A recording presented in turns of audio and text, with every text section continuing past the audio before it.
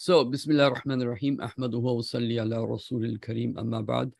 میں آج ادھر ایک بہت امپورٹنٹ میسج کے ساتھ اور ایک بہت امپورٹنٹ بھائی کے ساتھ ہوں یہاں پہ. آپ اپنے آپ کو انٹروڈیوس کرائیں گے اور اپنا تعارف کرائیں. ہم آج اس کے اوپر بات کرنا چاہتے ہیں کہ جو اسماعیلی جو موومنٹ کہہ لیں کیا، جو اسماعیلی جو سیکٹ ہے اسلام کا، ان کا پاکستان میں بھی اور علاقوں میں بھی ان کا جو ایک سیاسی اور اقتصادی یعنی کہ گرپ ان سوسائٹیز کے اندر ہے.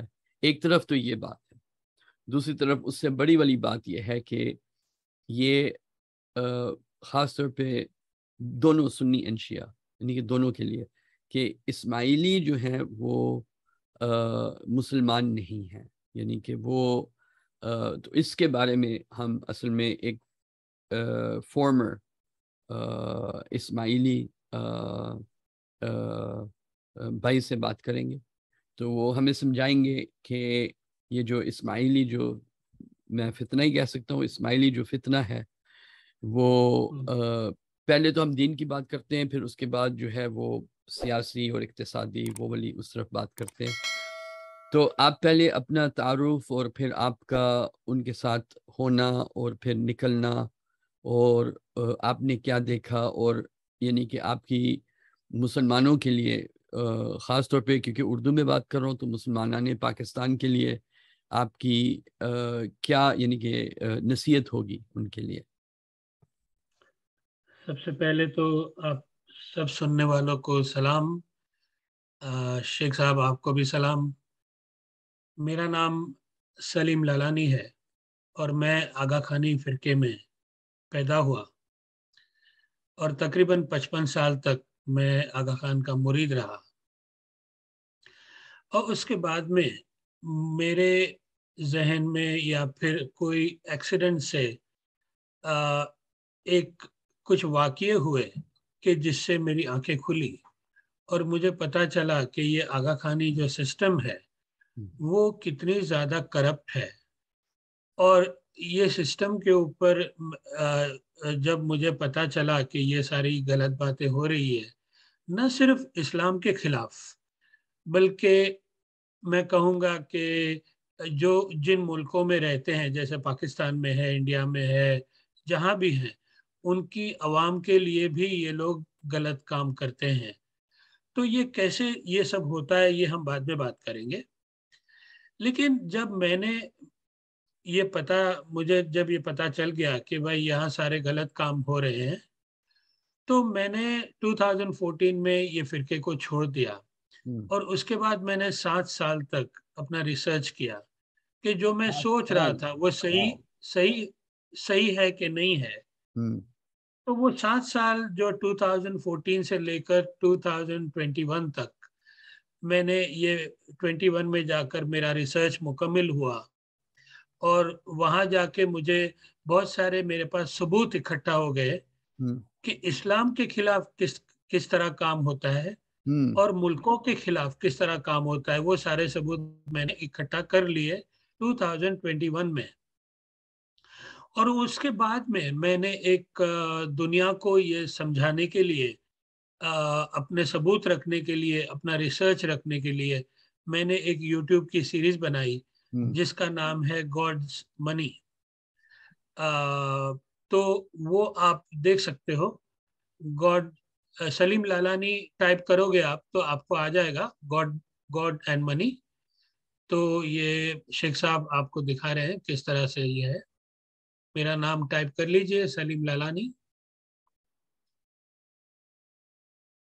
ہاں، تو اگر آپ پہلے ویڈیو سے جانا چاہتے ہیں تو آپ ٹائپ کیجئے سلیم لالانی انٹرو.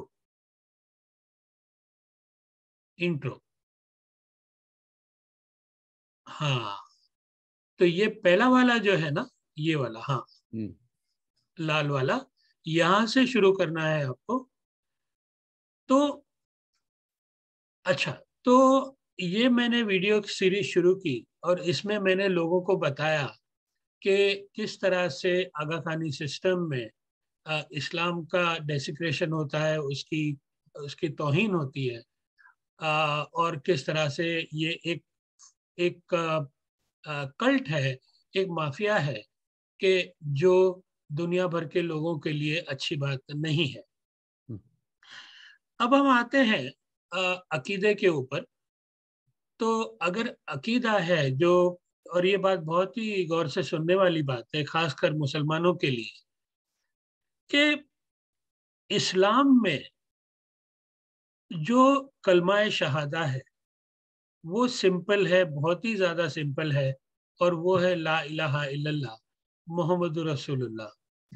اس کا صاف صاف اور سیدھا سیدھا مطلب یہ ہے کہ اللہ کے سوا کوئی اللہ نہیں ہے، اور محمد جو ہے ان کے رسول، ان کے میسنجر ہے اور ان کے رسول ہیں۔ لیکن اگر ہم قرآن کو پڑھتے ہیں تو قرآن یہ بات سے بھرا پڑا ہوا ہے کہ اللہ یہ کہتا ہے کہ میں ہر چیز کو معاف کر سکتا ہوں، لیکن اگر آپ نے میرے برابر میں کسی کو شریک کیا وہ میں معاف نہیں کروں گا۔ اس بات کو ہم شرک کہتے ہیں۔ اب دنیا میں کوئی بھی انسان ایسا نہیں ہے کہ جو شرک کرتا ہے، شاید چھپ کے کرتا ہو تو بات الگ ہے، لیکن میرے نالج میں تو کوئی ایسا آدمی نہیں ہے کہ جو شرک کرتا ہے اور کسی کو شرک کرنے کی ضرورت بھی محسوس ہوتی ہے۔ کسی کو ضرورت محسوس نہیں ہوتی ہے، لیکن آغا خان کو ہوتی ہے۔ آغا خان نہ صرف شرک کرتے ہیں بلکہ سسٹمیٹکلی کرتے ہیں، اور یہ شرک تقریباً 1000 سال سے چل رہا ہے۔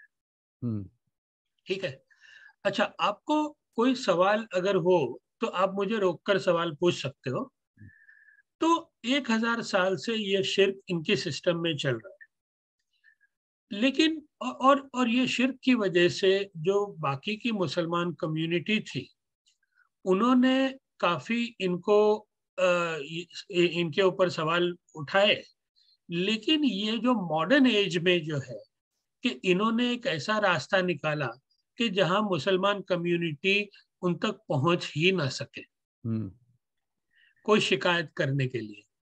ٹھیک ہے، تو انہوں نے کیا کیا کہ دروازے بند کیے، اور جو بھی شرک کرنا ہے وہ انہوں نے دروازوں کے پیچھے کیا۔ میں آپ کو آج صبح کی ہی ایک ایگزامپل دیتا ہوں۔ ہمارے ایک بہت ہی بڑے مسلمان لیڈر ہیں، ان کا نام ہے طارق مسعود۔ ان کی ایک کلپ دیکھ رہا تھا میں، تو ان کو کسی نے مسلمان نے سوال کیا کہ بھائی آغا خانی سے شادی کرنا جائز ہے کہ نہیں جائز ہے؟ تو انہوں نے کہا کہ نہیں جائز ہے کیونکہ یہ مسلمان نہیں ہے، اور انہوں نے سمجھایا کہ مسلمان کیوں نہیں ہے، تو انہوں نے کہا کہ وہ رسول کی طرح بن جاتے ہیں۔ اب حقیقت تو یہ ہے کہ اگر طارق مسعود کو نہیں معلوم ہے کہ حقیقت میں وہ رسول کی طرح نہیں بن جاتے ہیں، وہ اللہ بن جاتے ہیں۔ مجھے یاد ہے ان کا، میں نے کوٹ پڑھا تھا جب آپ سے پہلی دفعہ بات ہوئی تھی، کہ کسی نیوز پیپر والے نے شاید پوچھا ان سے کہ لوگ تمہیں ورشپ کریں، تمہاری عبادت کریں یا نہیں، تو اس نے کہا کہ لوگ جو چاہیں کریں، میری اگر ان کو اچھا محسوس ہوتا ہے میری عبادت کرنے میں وہ میری عبادت کریں، اور اگر وہ مجھے دوست کی حیثیت سے لینا چاہیں تو مجھے دوست کی حیثیت سے لیں، اور اگر مجھے گرو کی حیثیت سے لینا چاہتے ہیں تو اس حیثیت سے لیں۔ تو یعنی کہ ہی از فائن، یعنی کہ اس کو کوئی پرابلم نہیں ہے کہ لوگ اس کی عبادت کریں۔ صحیح بات ہے۔ تو پوائنٹ یہ ہے کہ اگر طارق مسعود کو بھی نہیں معلوم ہے یہ بات، جو ایک بہت ہی مانا ہوا لیڈر ہے پاکستان میں، تو اگر ان کو نہیں معلوم ہے تو پاکستانی عوام کو کیسے معلوم ہوگا کہ جماعت خانے میں کیا ہو رہا ہے؟ جماعت خانے میں تو باقاعدہ اللہ بن جاتا ہے آغا خان۔ ٹھیک ہے، اور مسلمان کو معلوم بھی نہیں ہے، اور جن کو معلوم ہے جو گورنمنٹس ہیں، جو گورنمنٹ کے ادارے ہیں، ان کو معلوم ہے، لیکن ان کو جو ہے کہ کسی وجہ سے شاید ان کو کچھ ملتا ہوگا کہ جس کی وجہ سے وہ چپ کر کے بیٹھے ہیں، ورنہ جو قادیانی ہے ان کو تو نکال دیا انہوں نے، ہے نا، ان کو تو غیر مسلم قرار دے دیا۔ کیوں دے دیا؟ اور ایک لحاظ سے دیکھا جائے تو اسماعیلی آغا خانی تو are worse. 10 کہ ہر times لحاظ سے worse. پاکستان کے لیے بھی ورس، ان کا کنٹرول بھی پاکستان کے اوپر ورس.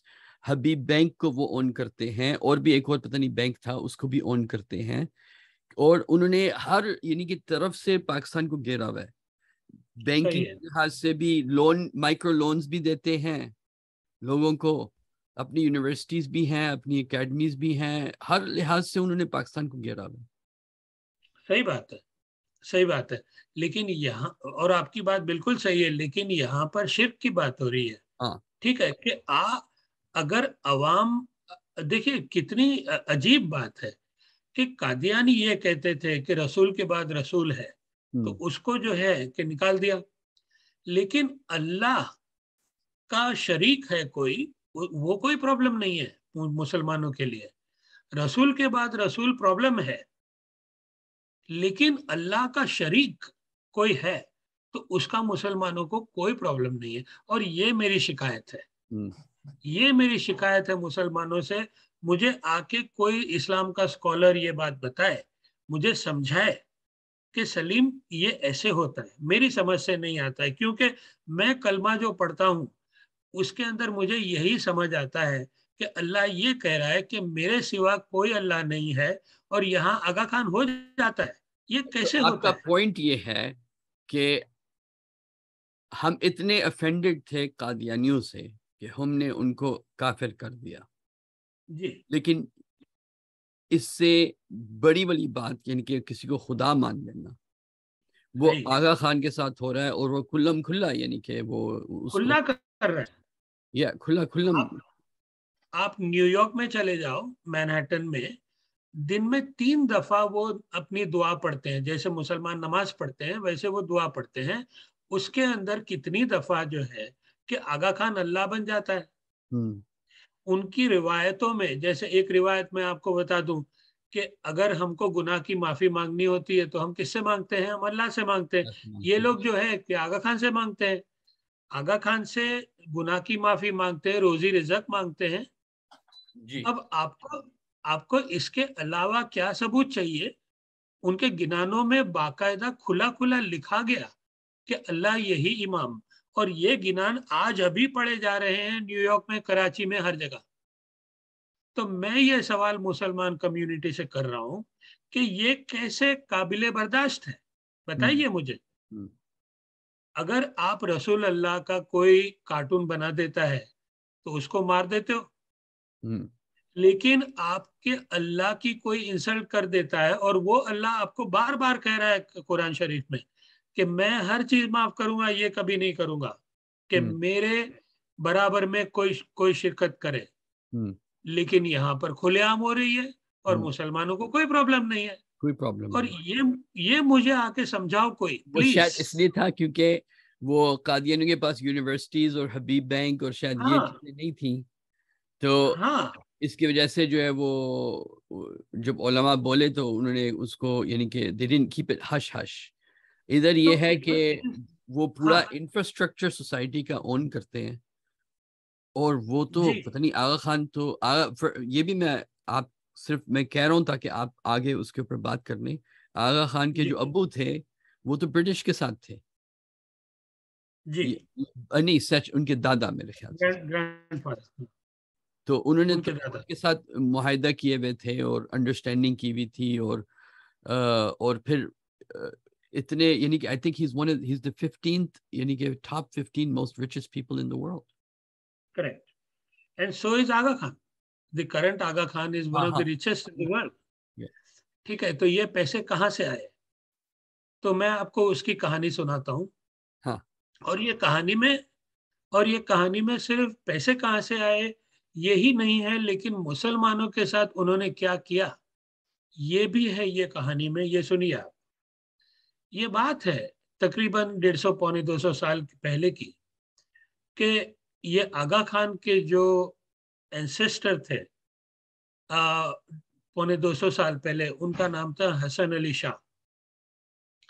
حسن علی شاہ ایران میں رہتے تھے، اور ان کے مرید انڈیا میں رہتے تھے. اس زمانے میں پاکستان اور انڈیا ایک ساتھ میں تھا، اور حسن علی شاہ کو انڈیا سے پیسے آتے تھے مریدوں کی طرف سے اور ایران میں لوگ انڈیا سے ایران پیدل چل کے جاتے تھے اور امام کو پیسے دے دیتے تھے. اور امام بھی وہاں کے گورنر تھے. ایران میں ایک اسٹیٹ ہے جس کا نام ہے کرمان. کرمان کے گورنر تھے امام حسن علی شاہ. اب کوئی بات کو لے کر ایران کے شاہ کے ساتھ ان کا جھگڑا ہو گیا. کس کا؟ امام کا. اور شاہ کے ساتھ انہوں نے لڑائی شروع کر دی اور لڑائی میں ہار گئے. تو 200 آدمی کو لے کر یہ بھاگے افغانستان.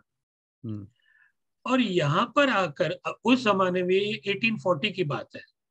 1840 میں اگر آپ کو معلوم ہو تو افغانستان کی وار چل رہی تھی برٹن کے ساتھ. ٹھیک ہے. تو اینگلو افغان وار آف 1840. تو وہ وار میں افغان بہت ہی بھاری پڑ گئے تھے برٹش کے اوپر, جس طرح ابھی امریکن کے اوپر بھاری پڑ گئے نا, اسی طرح سے وہ برٹش کے اوپر بھاری پڑے تھے 1840 میں. تو برٹش کو مین پاور کی ضرورت تھی اور یہ آدمی حسن علی شاہ 200 آدمی کو لے کر وہاں پہنچ گیا افغانستان. اور وہاں جا کے اس نے برٹش سے ہاتھ ملا لیا. وہ کہتا ہے کہ بھائی ہم تو بھوکے ننگے آئے ہوئے ہیں ایران سے, اور ہمارے پاس کھانے کو کچھ نہیں ہے, پہننے کو کچھ نہیں ہے, آپ ہمیں رہنے کو چھت نہیں ہے, آپ ہم کو سہارا دو, ہم کو ازائلم دو. تو برٹش نے کہا ٹھیک ہے ہم ازائلم دیتے ہیں آپ کو, لیکن آپ کو جو ہے یہ کام کرنا پڑے گا. کیا کام کرنا پڑے گا؟ مسلمانوں کو مارنا ہے. ہمارے ساتھ ملو اور ان کو مارو کاٹو. تو حسن علی شاہ نے ہاتھ ملایا برٹش سے, اور یہ پہلی دفعہ برٹش سے ان کی دوستی ہوئی جو آج تک قائم ہے. وہ دوستی برٹش والی. بڑی انٹرسٹنگ بات ہے. پاکستان کے کریکولم میں یہ نہیں پڑھایا جاتا. I don't think so.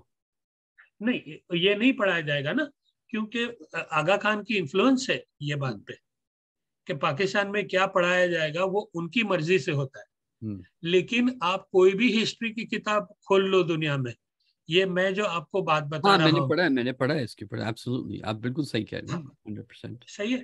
تو یہ وہ لوگ ہیں جنہوں نے مسلمانوں کا قتل کیا ہے افغان وار میں. ٹھیک ہے. اس کے آگے ہم چلتے ہیں. حسن علی شاہ پھر انڈیا آتے ہیں اور تب تک برٹش کی دوستی پکی ہو جاتی ہے. برٹش اس کو ہر سال کا 2000 روپیہ پینشن دیتے ہیں اور وہ گزر جاتے ہیں حسن علی شاہ. پھر ان کے بیٹے آتے ہیں علی شاہ, وہ زیادہ جیتے نہیں ہیں. اور پھر علی شاہ کے بیٹے آتے ہیں سلطان محمد شاہ, جو یہ کرنٹ آغا خان کے گرینڈ فادر. اور یہ آدمی سلطان محمد شاہ جو ہے یہی پوری گیم کا ماسٹر مائنڈ ہے. جو آج جو آغا خانی سسٹم چلتی ہے وہ سسٹم کا creator, inventor, انسٹیگیٹر, master mind, genius یہ آدمی ہے ایول جینیس سلطان محمد شاہ. اتفاق سے یہ البرٹ آئنسٹائن کے دور میں تھا اور یہ البرٹ آئنسٹائن سے کم دماغ والا نہیں تھا. اس نے جو کریٹ کیا یہ سسٹم کو اس طرح سے کیا کہ مسلمان کی انسلٹ بھی کی, اللہ کی انسلٹ بھی کی اور پکڑا نہیں گیا. اس نے ہر قسم کے غلط کام کیے دنیا میں, ٹیکس کی چوری کی, پکڑا نہیں گیا. تو ہر طریقے سے اس ایک ایسا مجرم کہ جس نے ہر غلط کام کیا لیکن وہ نکل گیا. اللہ کی نظر سے نہیں نکلا ہوگا, مجھے یقین ہے اس بات کا, اوکے, لیکن دنیا کی نظر سے وہ نکل کے چھٹک گیا. اور یہی چیز یہ آغا خان نے کی 10 گنا زیادہ. یہ ابھی جو آغا خان ہے, ٹھیک ہے, کہ اس نے مسلمانوں کو انسلٹ کیا, ابھی بھی کر رہا ہے. پیسے کی چوری ہو رہی ہے, ابھی بھی چوری ہو رہی ہے. امریکہ کے اندر ٹیکس کی چوری ہو رہی ہے, ابھی بھی ہو رہی ہے. پاکستان عوام کو لوٹا جا رہا ہے, ابھی بھی لوٹا جا رہا ہے. ٹھیک ہے, لیکن اس کا کوئی بال باکا نہیں کر سکتا ہے. بلکہ مجھے یاد ہے ایک NGO ہے انڈیا میں جو اس کے نیچے ہے آغا خان کے, اور اس کا جو پتہ نہیں پریزیڈنٹ یا وائس پریزیڈنٹ ہے, اسلام کے خلاف اکثر ٹویٹ کرتا رہتا ہے. یعنی کہ ان میں یہ یعنی کہ ہی از ہائرنگ, ایسے لوگوں کو ہائر کر رہا ہے جو یعنی کہ اسلام کو پسند نہیں کرتے اور اس کے اوپر ٹویٹ بھی کرتے ہیں. ہاں یہ سائڈ بات ہے. ہاں ہاں تو اب جو ہے کہ میں جو ہے کہ ایک بات آپ کو کلیئر کر دوں ابھی سے، شاید میں نے پہلے بھی آپ کے انٹرویو میں کہا ہوگا کہ میں خود بھی کوئی مسلمان نہیں ہوں، ٹھیک ہے، لیکن بلکہ میں کوئی ریلیجن سے میرا کوئی تعلق نہیں ہے. میں اللہ کو مانتا ہوں، مانتا نہیں ہوں، جانتا ہوں اس کو، ٹھیک ہے. تو لیکن یہاں پر بات اسلام کی اس لیے ہو رہی ہے کہ مسلمان جو ہے یہ میرے بھائی ہے، کیونکہ میں ان کے بیچ میں پیدا ہوا، پوری زندگی میری مسلمانوں کے بیچ میں گئی ہے، اور اسی لیے مجھے ان سے محبت ہے. اور ان کی اگر کوئی انسلٹ کرے گا، ان کی فیلنگز کی کوئی انسلٹ کرے گا تو وہ میں برداشت نہیں کروں گا. اور ایک وجہ یہ ہے میری لڑائی کے لیے، دوسری وجہ یہ ہے اور بڑی وجہ یہ ہے کہ وہ میرے بھائی بہنوں کو لوٹ رہا ہے، ٹھیک ہے، جو غریب لوگ ہیں ان کو لوٹ رہا ہے. یہ میری دو وجہ ہے جس کی وجہ سے میں لڑ رہا ہوں. تو چلو آگے بات کرتے ہیں، سلطان محمد شاہ کی بات کرتے ہیں. تو یہ آدمی نے برٹش کی جو ریلیشن شپ تھی وہ بہت ہی پکی کر ڈالی، اتنی حد تک کہ وہ فیملی فرینڈز بن گئے، سلطان محمد شاہ اور کوئین وکٹوریا. اور اس کے بعد کوئین ایلزابتھ آئی جو ابھی کوئین ہے. تو ان کی ریلیشن شپ ابھی بھی ایسی ہی چل رہی ہے ان کے ساتھ، کوئین کے ساتھ، ٹھیک ہے، فیملی فرینڈز ہے. تو اب انہوں نے کیا کیا کہ ایک طرف مسلمان کو جو ہے انسلٹ کرنا شروع کیا اور دوسری طرف چوری کرنا شروع کیا.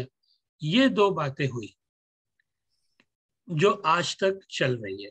تو اب میں آپ سے ہاتھ جوڑ کے یہ امداد مانگ رہا ہوں کہ ہم کو جو ہے کہ اب آغا خان کو سوال کرنا ہے مسلم امہ کی طرف سے. ہندوؤں نے تو کیا پٹیشن میں نے پٹیشن کی بات یہاں پر نہیں کی، میں کر دیتا ہوں کہ پچھلے مہینے ہم نے ایک پٹیشن کیا تھا. ہم نے یہ پٹیشن میں یہ لکھا تھا، جو میں ابھی شیخ صاحب کو دوں گا تو وہ اٹیچ کر دیں گے، تو آپ بھی پڑھ لینا وہ پٹیشن کو. تو اس میں ہم نے کیا کیا کہ ہم نے سوال آغا خان سے کیا کہ سلیم لالانی نے آپ کے اوپر بہت ہی بڑے الزام لگائے ہیں. سب سے پہلا الزام اس نے یہ لگایا ہے کہ آپ اسلام کی انسلٹ کرتے ہو، نمبر 1. آپ جو ہے چوری کرتے ہو، منی لانڈرنگ کرتے ہو، ٹیکس ایویژن کرتے ہو، اور یہ بہت ہی زیادہ سیریس الزام ہے. تو اور آپ نے اس کو جواب دینے کی بجائے آپ نے اس کو ڈرانے کی کوشش کی. حالانکہ وہ ڈرا نہیں آپ سے، لیکن آپ نے اس کو جواب نہیں دیا اور آپ نے اس کو ڈرانے کی کوشش کی. اور آپ کا یہ جو بیہیویئر ہے آغا خان صاحب، یہ ان ایکسیپٹیبل ہے. تو ہم سب مل کر آپ سے یہ پوچھ رہے ہیں، ہم آپ سے اپیل کر رہے ہیں کہ آپ باہر آؤ اور سلیم لالانی کے سامنے آؤ اور اس کو اس کی سوال کے جواب دو. تو یہ تھا پٹیشن. اس میں تقریباً 950 آدمی نے سائن کیا ایک مہینے میں. اور مجھے تکلیف ہوتی ہے یہ بات بول کر کہ اس میں سے 700 سگنیچر ہندوؤں نے کی اور صرف 200 یا 250 ہمارے مسلمان بھائیوں نے کی. اور لڑائی ہے مسلمان کی. تو اب میں ہاتھ جوڑ کر آپ سے کہتا ہوں کہ آپ میں بہت آگے تک آ چکا ہوں. آغا خان صاحب میرے سے ڈرتے ہیں. ڈرنے کا یہ ہے، اس کا ثبوت یہ ہے کہ وہ میرے سے چھپتے پھرتے ہیں. انہوں نے مجھے ایک لیگل نوٹس بھیجی تھی ڈرانے کے لیے، اور اس لیگل نوٹس کا میں نے ان کو سامنے جواب دے دیا تھا کہ آپ سے جو ہوتا ہے کر لو، لیگلی آپ مجھے ڈرا نہیں پاؤ گے. تو جب میں نے ان کو جواب دے دیا تو وہ بھاگ گئے. پٹیشن کیا، پٹیشن میں بھاگ گئے. وہ میرے سامنے نہیں آ رہے ہیں اور آئیں گے بھی نہیں، کیونکہ ان کو معلوم ہے کہ مجھے اندر کی پول ساری معلوم ہے.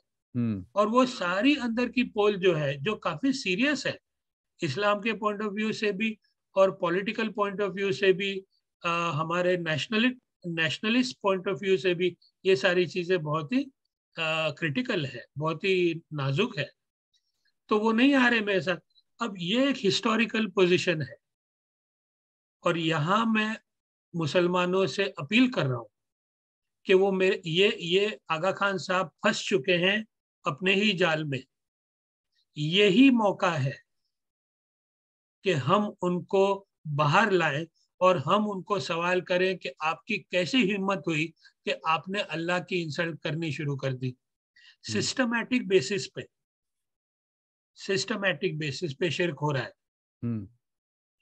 اور کرنے کا طریقہ یہ ہے کہ ہم سب مل کر ان کے پاس جائیں, ان کے جماعت خانے میں جائیں اور ان کو یہ سوال کریں کہ بھائی میں مسلمان ہوں, مجھے تکلیف ہوتی ہے اس بات سے, آپ کیوں کرتے ہو ایسا؟ ہم کو لڑائی نہیں کرنی ہے کسی کے ساتھ, ہم کو صرف سوال پوچھنا ہے. ہم کو جیسے آپ نے ابھی کہا نا تھوڑی دیر پہلے کہ we want to get a conversation going,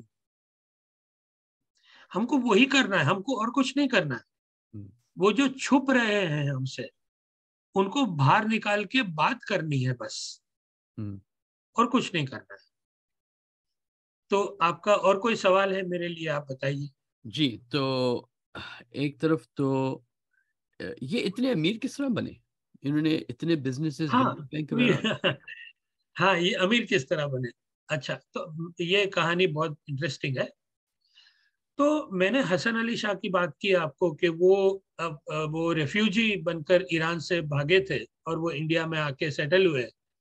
تو ظاہر سی بات ہے ان کے پاس کوئی پیسہ نہیں تھا, لیکن ان کا جو پوتا ہے سلطان محمد شاہ, وہ جیسے آپ نے کہا ابھی تھوڑی دیر پہلے کہ he was one of the richest in the world. تو اتنے پیسے اتنے چھوٹے عرصے میں کیسے آ گئے؟ تو یہ سلطان محمد شاہ نے کیا کیا کہ جو پیسے بٹورنے تھے اپنے مریدوں سے, وہ انہوں نے بہت ہی سسٹمیٹک طریقے سے بٹورے. ٹھیک ہے, تو انہوں نے مجلسیں شروع کی, مجلسیں کی انٹری فی لگا دی. تو اگر یہ مجلس میں آپ کو انٹر ہونا ہے تو اتنے پیسے دینے پڑیں گے, پھر یہ دعا کرانی ہے تو اتنے پیسے لگیں گے, وہ کرنا ہے تو اتنے پیسے لگیں گے, وہ کرنا ہے تو اتنے پیسے لگیں گے. میں نے ایک لسٹ بنایا ہے کتنی جگہ آپ کو کتنے پیسے دینے ہیں, وہ ابھی بھی ہے. ٹھیک ہے, تو وہ بھی میں آپ کو دے دوں گا, تو آپ کے سننے والوں کو آپ دکھا سکتے ہو کہ دنیا میں ایسی کوئی ریلیجیس سسٹم نہیں ہے کہ جو اس طرح سے لوگوں کے پاس سے پیسے لوٹ رہے ہیں, اور وہ بھی پیسے آغا خان کو جاتے ہیں اس کی عیاشیوں کے لیے. وہ کوئی قرآن کے حساب سے سپینڈ نہیں ہوتے ہیں, وہ آغا خان کی پرسنل پراپرٹی ہے جو وہ اپنی مرضی کے حساب سے سپینڈ کرتا ہے وہ آدمی. تو یہ مجلس ہے کہ پھر آغا خان کے وہ ماننے والے ہیں, وہ منی سپینڈ کر رہے ہیں.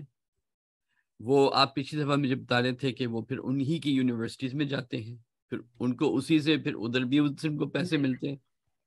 یعنی کہ اس میں تھوڑا کلیئر کر دوں, دیکھیے گیم کیسے چل رہی پتا ہے, دو طرف سے پیسے آ رہے ہیں, ایک تو مریدوں کی طرف سے آ رہے ہیں اور ایک تو دنیا کی طرف سے آ رہے ہیں. دنیا کی طرف سے کا مطلب کیا کہ گورنمنٹس جو ہے ان کو گرانٹس دیتی ہے, کیونکہ انہوں نے ایک ہیومینیٹیرین آرگنائزیشن شروع کی ہے جس کا نام ہے AKDN. AKDN حالانکہ ایک بزنس ہے, لیکن وہ دکھاتے ہیں کہ وہ چیریٹی ہے, تو لوگ اس کو چیریٹی سمجھ کے اس میں ڈونیشن دیتے ہیں, ہے نا. تو وہ ڈونیشن جو ہے وہ یونیورسٹیز بناتا ہے, ہاسپٹل بناتا ہے. ٹھیک ہے, اور وہ پروفیٹیبل بزنسز ہے سارے, وہ چیریٹیبل نہیں ہے, وہ غریبوں کے لیے نہیں ہے. ٹھیک ہے, اور جو مریدوں سے پیسے آتے ہیں وہ اپنی جیب میں جاتے ہیں عیاشی کرنے کے لیے. اب بات بنی؟ ہاں بالکل, ہے نا. میں یہ جو آپ نے ابھی آرگنائزیشن کی بات کی تھی نا, وہ میں دکھانا چاہتا ہوں سب کو کہ کس طرح, یعنی کہ لک ایٹ دس, کس طرح خوبصورت لگتا ہے. میں دکھاتا ہوں آپ کو ایک سیکنڈ کہ ان کی یہ جو ایک قسم کی مارکیٹنگ ہوتی ہے نا, تو یہ ان کی مارکیٹنگ ہے, ان کی یہ کمپنی جو یہ پیسے دے رہے ہیں ہم. یہ دیکھو, یہ جو ہے AKDN, ہاں, یہ جو آغا خان کی ڈیولپمنٹ نیٹ ورک جو ہے, our commitment to Afghanistan, اور اگر آپ دیکھیں نا ان کی یہ ڈفرینٹ جو ایجنسیز ہیں ان کی، آغا خان اکیڈمیز، کتنا اچھا لگتا ہے آپ کی اکیڈمیز ہیں، ہیبیٹیٹ، مائکرو فائنینسنگ آپ کو لون دیں گے، services, foundation for economic development, health services, trust for culture, university of central Asia. یعنی کہ اس طرح ہے کہ وہ اب دیکھو ہر جگہ چھائے ہوئے ہیں. سب سے زیادہ تو پاکستان انڈیا میں چھائے ہوئے ہیں میرے خیال سے، پھر اس کے بعد افریقہ میں لگتا ہے کہ اس کا سب سے بڑا ہاتھ ہے اس کے بعد. جی اب آپ کچھ ہو کہنا کیا چاہ رہا رہے؟ ہے، جی اب ہو کیا رہا ہے کہ یہ افریقہ، انڈیا، پاکستان اور سینٹرل ایشیا، ٹھیک ہے، یہ غریب علاقے ہیں. اب انہوں نے کیا کیا ہے کہ دنیا کو یہ دکھاتے ہیں، یہ ساری جو ایجنسیز آپ کو نظر آ رہی ہے نا، جی اس میں دنیا کو یہ دکھایا گیا کہ یہاں جا کے ہم انسان کی خدمت کرتے ہیں. جی بالکل بھی نہیں کرتے ہیں. اور میری سیریز میں نے یہ ثبوت کر کے دکھایا ہے کہ نہیں کرتے ہیں، کیونکہ یہ سارے بزنسز ہیں. یہ کوئی چیریٹی نہیں ہے. آپ کو اسکول میں جانا ہے تو آپ کو فیس دینی پڑے گی، آپ کو ہاسپٹل میں جانا ہے تو آپ کو ہاسپٹل کی فی دینی پڑے گی.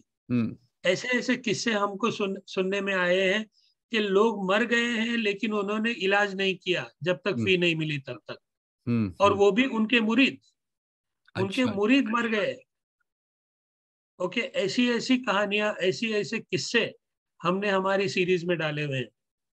تو یہ سارا AKDN جو خوبصورت آپ کو نظر آ رہا ہے نا، سب سے پہلے تو یہ چیریٹی ہے ہی نہیں، یہ ایک بزنس ہے. اور یہ ایک منی لانڈرنگ کا ایک ذریعہ ہے. ہاں تو میں سمجھ گیا ہوں.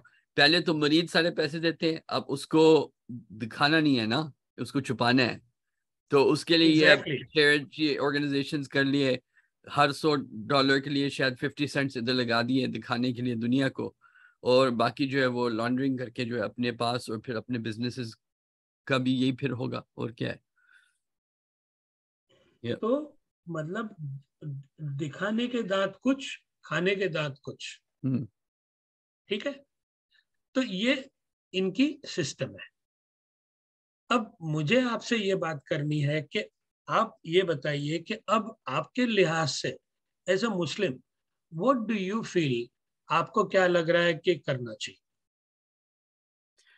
میری تو خواہش یہ ہے کہ اگر ہمارے پاکستانی بھائی اس کو سن رہے ہیں، وہ اس بات کو دوسروں تک پہنچائیں، یہاں تک کہ میڈیا میں کم سے کم کوئی سوال تو کرے نا، جس طرح اولیاء مقبول جان صاحب ہیں، یا کہ یہ بیکاز میرے خیال سے اکثر و بیشتر عوام اور شاید جرنلسٹ بھی نہیں جانتے کہ کیونکہ ان کا جو میری جو سمجھ ہے پاکستان کے بارے میں، ان کا جو امیج ہے نا، وہ یہ ہے کہ ہاں اسماعیلی ہے لیکن they're good people, kind of like اچھے لوگ ہیں.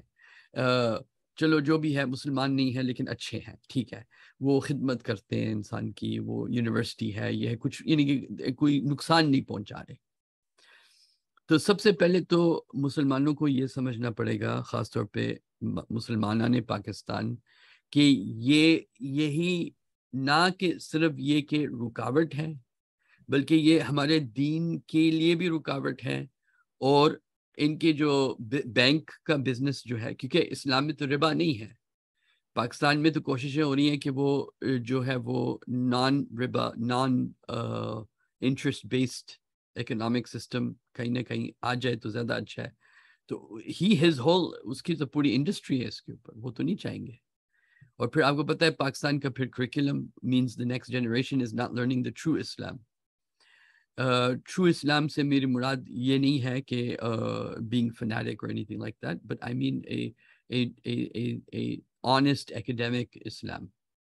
Okay, تو I think کہ مسلمان پاکستان کے ابھی تک یہ نہیں جان سکے کہ ان کو کتنا بڑا نقصان ہو رہا ہے اس کی انسٹیٹیوشن سے. اور ظاہری بات ہے if he is friends with the British اور اس کے پاس یہ سارے انسٹیٹیوشنز ہیں، تو وہ این جی اوز ہیں، تو وہ اس میں سوشل انجینئرنگ بھی ہوتی ہے، ان کے اپنے بھی پلانز ہیں، اپنے بھی کچھ مقاصد ہیں کہ اور اپنے بزنس کے مقاصد ہیں.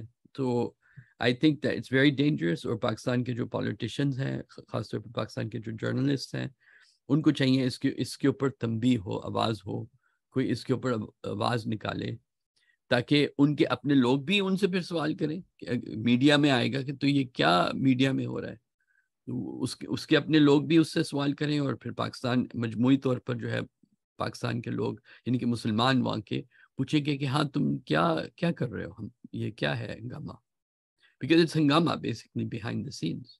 اور اس کی پرسنل لائف دیکھی جائے, وہ بھی ایک اپنی یعنی کہانی ہے پوری کی پوری, کہ وہ لڑکیوں کے ساتھ کیا کر رہا ہے, اور جو ہے وہ یعنی کہ وہ تو کوشش ہی ایک طرف سے اپنے آپ کو خدا بھی مانوا رہا ہے اور دوسری طرف سے ساری عیاشیاں بھی کر رہا ہے, یعنی کہ he is doing both things.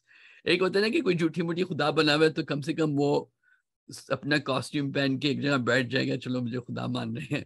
He's not even doing that. He's like fooling around with girls, عورتوں سے کھیل رہا ہے, اور جو ہے وہ بوٹ میں ہے اور کیا کیا نہیں ہے, اور اپنے آپ کو پھر لوگ اس کو دعائیں بھی دے رہے ہیں کہ ہماری دعا قبول کر لے. تو ایک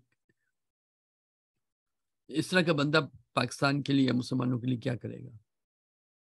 اور اس کے بزنسز یا جو اس کی جو ڈیولپمنٹس ایجنسیز ہیں وہ کیا, یعنی کہ جس طرح میں نے کہا کہ وہ اس میں تو اسلام دشمن بھی ہے, یعنی کچھ اس کے بہت سارے انسٹیٹیوشنز ایسے ہیں.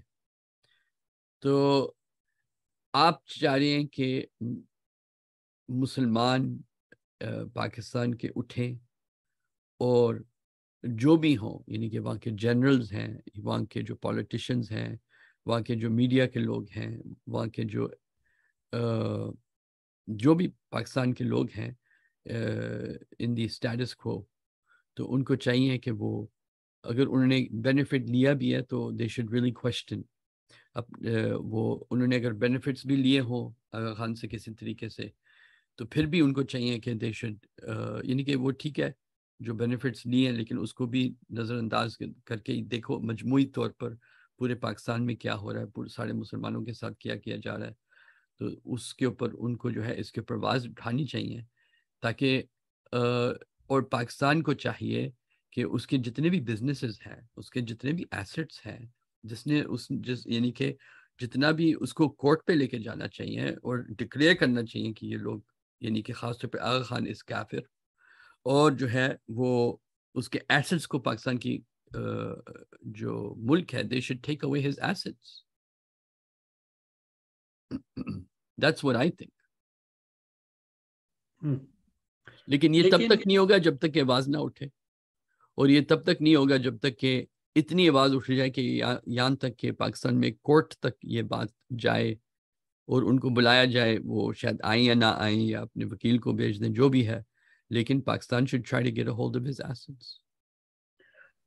شیخ صاحب آپ کی بات بالکل صحیح ہے کہ یہ آپ نے جو کہا بالکل درست ہے, لیکن صرف ایک پرابلم ہے. پرابلم یہ ہے کہ پاکستان آپ کو شاید معلوم ہے کہ ابھی اکنومیکلی بہت ہی زیادہ ویک ہے اور ان کو پیسوں کی بہت ضرورت ہے, اور آغا Khan is one of those people who basically funds Pakistan.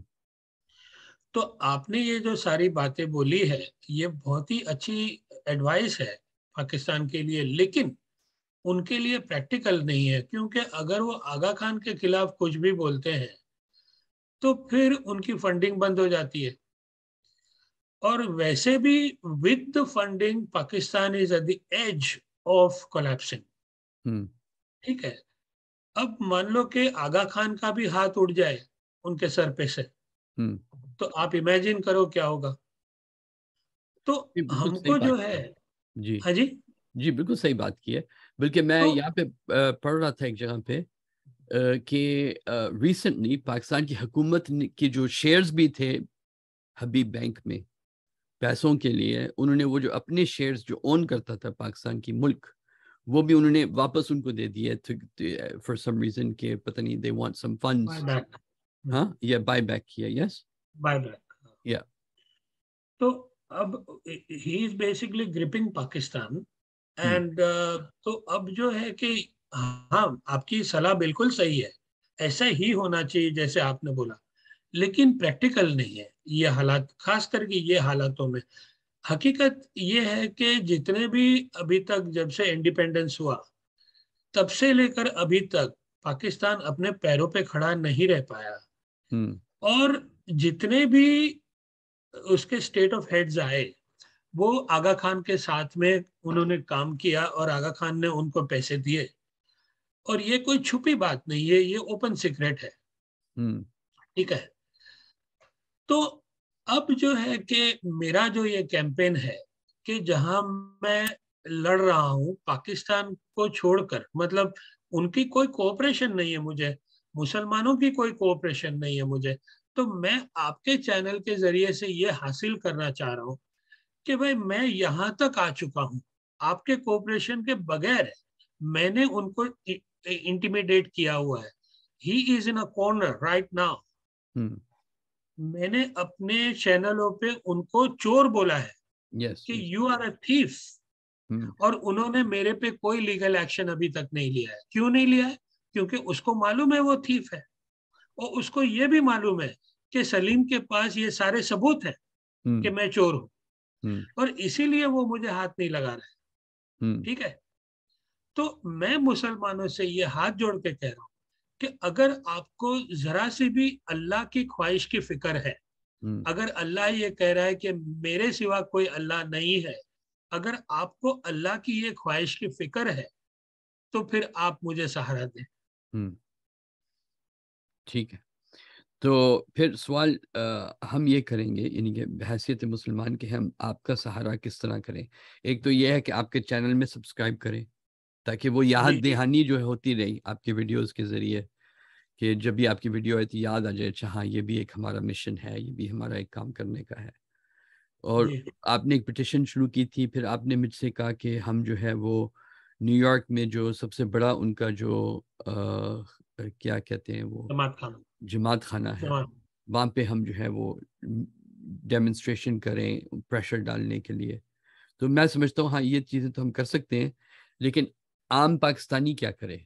آپ کے چینلز کو سنے, آپ کے چینلز کو پڑھائے, دوسروں تک وہ انفارمیشن جو ہے پہنچائے, اور جو ہے خاص طور پہ میرے خیال سے جو پاکستان میں اسماعیلی جو لوگ ہیں ان تک بھی جو ہے آپ کی ویڈیوز جو ہے پہنچنی چاہیے, اگر ان میں سے کوئی جانتے ہوں تو.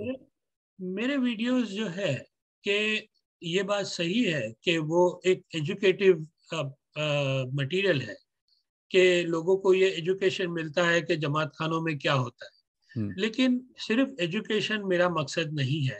میرا مقصد یہ ہے کہ کچھ ایکشن لی جائے, ہم اللہ کی جو خواہش ہے اس کو پوری کریں ایز اے مسلمان. یہ مقصد ہے. ہم کو ایجوکیٹ ہو کر انٹرٹین ہو کر جا کے سو نہیں جانا ہے, ہم کو کچھ کرنا ہے. ہم کو صرف ان کو ایک سوال کرنا ہے کہ بھائی یہ آپ کیوں کرتے ہو, غریبوں کو کیوں لوٹ رہے ہو, اللہ کی انسلٹ کیوں کر رہے ہو. تو وہ کوئی نہیں کر رہا ہے, کوئی مسلمان نہیں کر رہا ہے, اور وہ بڑی تکلیف کی بات ہے کہ جہاں پر کرنا چاہیے وہاں نہیں کر رہے ہیں, اور جہاں نہیں کرنے کی ضرورت ہے وہ سارا کام کر رہے ہیں. غریبوں کے گلے کاٹ رہے ہیں, اپنے بھائیوں کے گلے کاٹ رہے ہیں. تو ہمارے اندر پرابلم ہے, وہ ہم کو ریئلائز کرنا چاہیے, اور ابھی کرنا چاہیے, کیونکہ ہم نے یہ 1400 سال سے کیا ہوا ہے. اب تو ہم جاگیں. تو میری بھی میں صرف آپ کے عام مسلمانوں کو صرف اتنا کہتا ہوں میں, آپ نے یہ سوال کیا تھا نا کہ آپ عام مسلمان کیا کرے. عام مسلمان یہ کرے کہ اپنا ایک گروپ بنائے اور جماعت خانوں میں جائے اور ان کے لیڈران سے ملنے کی کوشش کرے, اور ان کو بولے کہ بھائی یہ کیا لگا کے رکھا ہے. لڑائی کے لیے نہیں کہہ رہے وہ, کہ پاکستان کو پتہ ہے کوئی قتل و غارت, کوئی مارنا پیٹنا نہیں, عقل سے, برہان سے, اپنی دلیل کی طاقت سے ان سے حضور کی طرح, حضور کی نرمی کی طرح ان کو, یعنی کہ win their minds and their hearts. Correct. ان کے جو دل ہیں ان کے دماغ کو کھولیں حضور کی سیرت کے ساتھ, یعنی کہ اچھے انداز میں, اور جو ہے ان کو جو ہے وہ ایجوکیٹ کریں کہ آپ بھی ایکسپلوئٹ ہو رہے ہیں اس سسٹم کے اندر. کیونکہ جو وہ کوئی اسماعیلی ہوتا ہے تو وہ بھی بالکل جگر جاتا ہے نا اس میں, ہے نا, وہ بالکل جو ہے وہ پتہ نہیں چلتا ہے, پتہ نہیں چلتا, اور جو ہے وہ پچھلی دفعہ آپ بتا رہے تھے کہ جیسے ایک بچہ پیدا ہوتا ہے تو اس کو بتایا جاتا ہے کہ یہ آپ کے خدا ہیں. آپ نے ایک وہ مثال دی تھی کہ وہ بچپن سے ہی بتایا جاتا ہے، اور جو ہے وہ لیکن وہ اس سسٹم میں وہ جگہ جاتے ہیں کہ سارے رشتہ داریاں، ساری دوستیاں، ساری شادیاں، ساری جو بزنسز ہیں، امپلائمنٹ جو ہے وہ پھر اسی جماعت کے اندر جو ہے وہ ایک قسم کا ایک پریشر گروپ رہتا ہے. تو ظاہری بات ہے کہ اس سے لوگوں کا نکلنا بہت مشکل ہے. تو لیکن عام مسلمان کو یہ چاہیے کہ نمبر 1 وہ اس ویڈیو کو پھیلائے، نمبر 2 ہمارے جو بھائی صاحب ہیں ان کا جو چینل ہے اس کو سبسکرائب کریں، اور جو ہے نمبر 3 اپنے آپ کو ایجوکیٹ کریں اور مسلمانوں کو بھی ایجوکیٹ کریں کہ یہ پاکستان کے ساتھ کیا ہو رہا ہے. اور جو اگر آپ کسی طریقے سے جماعت خانے کا پتہ کریں اور وہاں پہ جو ہے کوشش کریں، وہاں کے جو لیڈران ہیں مختلف جماعت خانوں میں ان سے بات کریں، ان سے رابطہ کیا جائے، ان کو جو ہے کہا جائے کہ یہ آپ کہ کیا عقیدہ ہے، آپ کیا مانتے ہیں، آپ کیا کرتے ہیں، ان کو کویشچن کیا جائے. اور خاص طور پہ میں سمجھتا ہوں اگر کوئی جماعت خانے میں کوئی اچھے انداز میں، اچھے سلوک کے ساتھ وہ جماعت خانے میں جائے گا اور اس نے آپ کے ویڈیوز دیکھے ہوں جو آپ نے بنائے ہیں، تو اگر ان کے کیریکٹر اچھا ہو اور آپ کے ویڈیوز کو انہوں نے سنا ہو، تو میں سمجھتا ہوں کہ اور ان کے ساتھ ایک جماعت ہو 10 لوگوں کی، 20 لوگوں کے لیے 1 گھنٹے کی بات ہے نا، جانا ہے، رابطہ قائم کرنا ہے، بات کرنے کی کوشش کرنی ہے، سمجھانے کی کوشش کرنی ہے.